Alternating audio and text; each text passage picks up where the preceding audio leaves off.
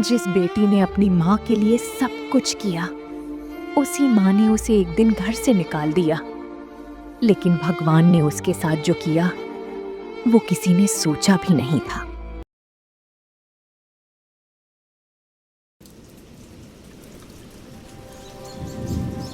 बहुत साल पहले सुखपुर नाम के छोटे से गांव में धर्मपाल नाम का एक साधारण किसान रहता था। उसकी पहली पत्नी बीमारी से चल बसी, छोड़ गई सिर्फ एक छोटी सी बेटी पायल। पायल अभी सिर्फ 8 साल की थी। दिन भर खेत में मेहनत करने के बाद भी धर्मपाल की चिंता का विषय सिर्फ पायल ही थी। बेटी पायल, तेरी माँ चली गई। अब मैं तुझे अकेला कैसे पालूंगा? तुझे माँ की जरूरत है बेटा। तभी गांव के एक चाचा धर्मपाल के पास आते हैं और कहते हैं,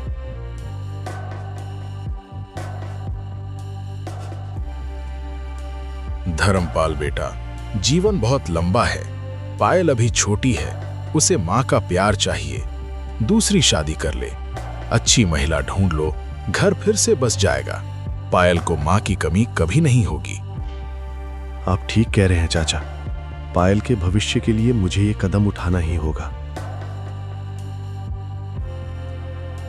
धर्मपाल चंद्रकला नाम की एक महिला से शादी कर लेता है। चंद्रकला, मैं सिर्फ एक बात कहना चाहता हूं। मेरी बेटी पायल को अपनी बेटी समझकर रखना। उसे कभी भी माँ की कमी महसूस ना होने देना। मैं तुम पर पूरा भरोसा करता हूं। आप बिल्कुल चिंता न करें जी। पायल अब मेरी अपनी बेटी है। मैं उसे इतना प्यार दूंगी कि वो अपनी असली माँ को भी याद नहीं करेगी। हम तीनों मिलकर खुशी खुशी रहेंगे। शुरू के कुछ साल तो सब कुछ ठीक चला। चंद्रकला पायल का अच्छा ख्याल रखती, उसे नए कपड़े दिलाती, कहानियां सुनाती। फिर चंद्रकला गर्भवती हुई और उसे एक बेटी हुई जिसका नाम रोशनी रखा। समय बीतता है, दोनों लड़कियां शादी योग्य हो जाती हैं। लेकिन रोशनी के जन्म के बाद चंद्रकला का व्यवहार धीरे धीरे बदलने लगा। अब सारा प्यार रोशनी पर और पायल पर सिर्फ काम और ताने। अरे ओ पायल, कितनी देर लगाती है तू पानी लाने में? रोशनी को खांसी आ रही है। अगर मेरी बेटी को कुछ हो गया तो मैं तुझे घर से निकाल दूंगी। जा तुरंत गिलास ले आ। माँ, सॉरी, मैं अभी लाती हूँ। मैं भूल गई थी। भूल गई? हर बार भूल जाती है। तू तो बस बोझ है इस घर का। रोशनी तो मेरी लाडली है, तू क्या है? जा रसोई का सारा काम कर। और हाँ, आज शाम को रोशनी के कपड़े धोने हैं। माँ, पायल दीदी को क्यों डांट रही हो? लेकिन हाँ, दीदी जल्दी काम करे तो अच्छा है। मैं दिन रात घर का सारा काम करती हूँ। बर्तन मांजना, कपड़े धोना, खाना बनाना, रोशनी की पढ़ाई करवाना। फिर भी मुझे कभी प्यार नहीं मिलता। मिलती हैं बस सिर्फ गालियाँ और ताने।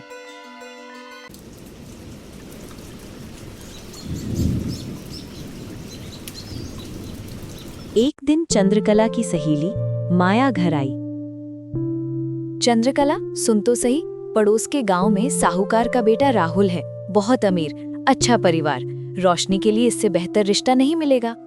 लेकिन पायल अभी घर में है तो वे लोग क्या सोचेंगे कि बड़ी लड़की घर में बैठी है और छोटी का विवाह कर रहे हैं। माया, तू सही कह रही है।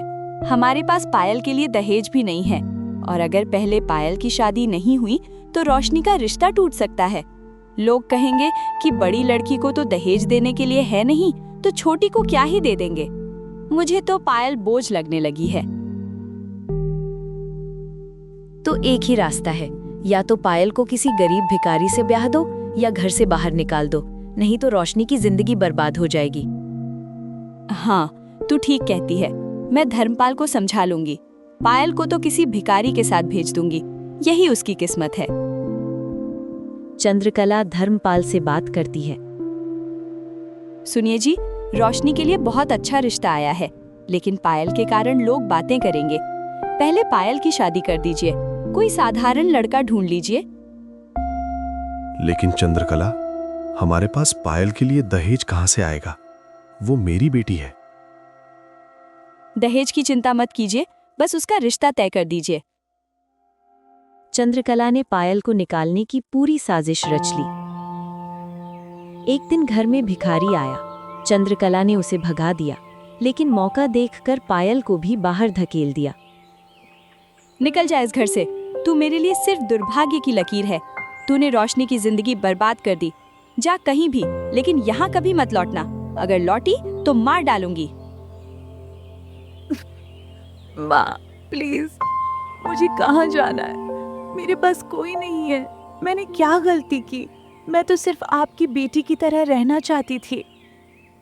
बेटी? तू मेरी बेटी नहीं, तू अनाथ है। जा भिखारी बनकर रह। बेटी मत रो, मैं तुझे अकेला नहीं छोड़ूंगा। चल मेरे साथ, मैं तुझे सुरक्षित जगह पर ले चलता हूँ। भगवान कभी किसी को नहीं छोड़ता। पायल रोती हुई भिखारी के साथ चली गई। भिखारी पायल को गांव से दूर एक बड़े सुंदर महल जैसे घर में ले गया। पायल हैरान थी। ये घर इतना बड़ा? आप भिखारी हैं, फिर ये घर कैसे? मैं समझ नहीं पा रही हूँ। बेटी, ये घर अब तेरा भी है। आराम से रह, कोई काम करने की जरूरत नहीं। तू मेहमान है। पायल को नया कपड़े, अच्छा खाना, आराम मिला, लेकिन उसके मन में सवालों का तूफान था। माँ ने मुझे क्यों निकाल दिया? मैंने तो कभी कुछ गलत नहीं किया। रोशनी के जन्म के बाद सब बदल गया। क्या मेरी किस्मत ही ऐसी है? दूसरी तरफ घर में पायल कहाँ है? उसे कहाँ भेज दिया तुमने? वो खुद भिखारी के साथ भाग गई। अब सिर्फ रोशनी है हमारे पास।